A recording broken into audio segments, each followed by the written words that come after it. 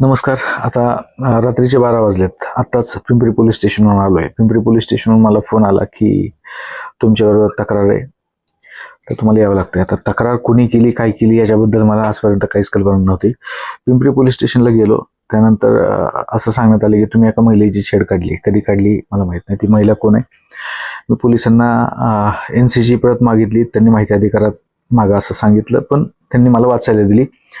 ज्या महिला तक्रारदारांनी माझ्या विरोधात छेड काढली आणि ती मुस्लिम आहे अशी तिच्या धर्मावर शिवीगाळ केली अशी तक्रार केली आहे, त्या महिलेला मी अजूनही माझ्या आयुष्यात पाहिलं नाही, कधी भेटलो नाही, कधी बोललो नाही. तिचं चेहराही मला माहीत नाही. तिचं नाव आहे जन्नत बी सय्यद. ती राहायला सांगवीत आहे. वय 45 वर्षाची आहे. कोण आहे माहीत नाही. बघितल्यावर कळणार ते आता भविष्यात कधी.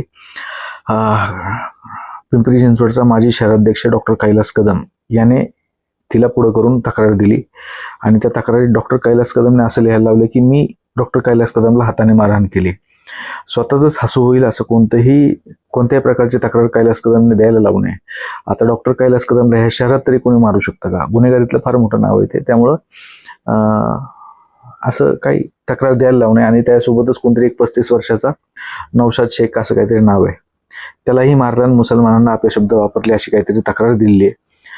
त्यांनी इथं मुसलमानांची बाजू घेऊन माझं नरडं फुटायची वेळ आली आणि ह्या बाईला खोटी तक्रार दिली म्हणून निश्चितच तिचा देव कधी माफ करणार नाही.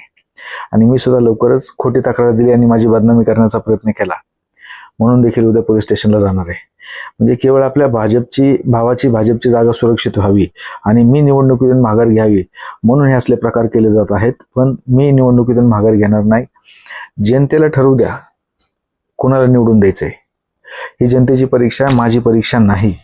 निकाल जो देईल जनता लोकप्रतिनिधी निवडणार आहे. मला जनतेने स्वीकारावं नाकारणं हा जनतेचा अधिकार आहे.